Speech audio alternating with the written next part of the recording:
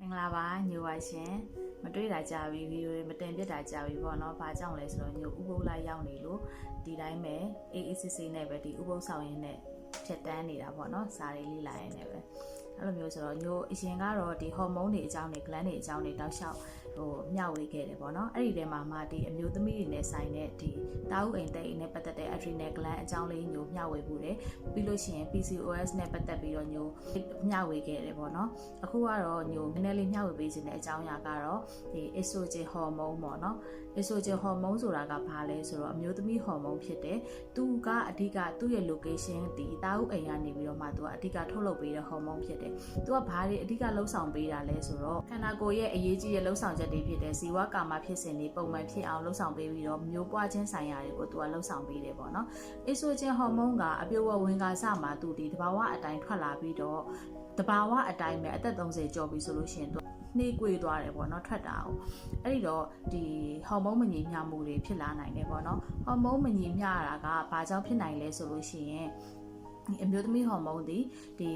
ီမျိုးရိုးဗီဇပေါ့နော် genetic အရာအမျိုးတို့လိုမျိုး genetic အရာအမျိုးသမီးဟော်မုန်းနည်းပါကြတယ်ပေါ့နော်ဒီလို genetic အရာလည်းဖြစ်နိုင်တယ်လို့ပြီးသွားလို့ရှိရင်ဒီ estrogen ဟော်မုန်းထွက်တဲ့နေရာပေါ့နော်ဒီတအိမ်တာဥအိမ်ပေါ့နော်အဲ့ဒီနေရာဒီကြောက်ကတ်တွေဒီအုံနောက်တွေဒီ estrogen ဟော်မုန်းထုတ်ပေးတဲ့နေရာတွေကချိုးရင်းချက်ရှိလို့လေဒီဟော်မုန်းမညီမျှတာဖြစ်နိုင်တယ်လို့ estrogen ဟော်မုန်းပါဝင်မှုများတဲ့အစားအသောက်တွေအစားနည်းလို့ရှိရင်လေသူကဒီဟော်မုန်းတွေမညီမျှမှုဖြစ်နိုင်တယ်ပေါ့နော်ဒီဟော်မုန်းမညီမျှဘူးဆိုလို့ရှိရင်ဘာဖြစ်နိုင်လဲဆိုတော့ဒီအရှိရ gland တွေမှာညိုပြောပြခဲ့တဲ့အတိုင်းပဲပေါ့နော်အဓိကကတော့မိမကို6တွေ့တာပြီးရင်လိန်စိတ်လျော့နေတာတွေပြီးရင်အမျိုးသမီးတွေဓမ္မတာရာတီမမှန်ဘူးတာဥအိမ်တအိမ်မှာရေအိတ်တယ်တဲ့ဓာတိလာတဲ့အချိန်ပုံမှန်ထပ်ပို့ပြီးတော့နာကျင်ကြိုက်ခဲတာတွေဘိုက်အောက်နာတွေပေါ့နော်မျိုးတို့လိုမျိုးပေါ့အမျိုးသားတယောက်ကဲ့သို့ဒီအမွေးမြင်များတာတွေပြီးရင်အဖြူစင်းတာပြီးတော့အဖြူစင်းတဲ့အခါကျရင်လည်းအရင်အနက်နန်တာတွေပုံမှန်မဟုတ်တဲ့အရည်တွေစင်းတာတွေပြီးအသားရည်တွေ6တွေ့ရရန်တာကိုလေးချိန်အပြောင်းလဲတွေဖြစ်တယ်ညဘက်အိတ်မပျော်တဲ့ဟာတွေဖြစ်တယ်ပြီးရင်စပင်းတွေကျွတ်မယ်ပေါ့နော်အဲ့ဒီအရာတွေဖြစ်နိုင်တယ်ပြီးလို့ရှိရင်ဒီအမျိုးသမီးတွေတွေးဆုံးကန်ကန်လေးကြလို့ရှိရင်ပေါ့နော်ဒီ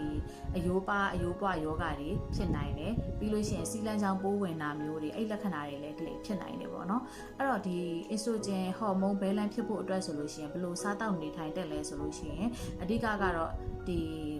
ီအစားအသောက်ပေါ့နော် protein ပေါ့နော် protein မှာဒီကြက်ရင်အုံတွေပြီးလို့ရှိရင်ပဲအမျိုးမျိုးပေါ့နော်ဥအမျိုးမျိုးပေါ့နော်ပြီးရင် estrogen ဟော်မုန်းအဓိကထုတ်ပေးတဲ့ပဲပိဆက်တွေပဲနို့တွေအဲ့ဒါတွေတောက်ပေးလို့လည်းရတယ်ပြီးလို့ရှိရင်ညအိတ်ချိန်ကိုလုံလောက်စွာအိတ်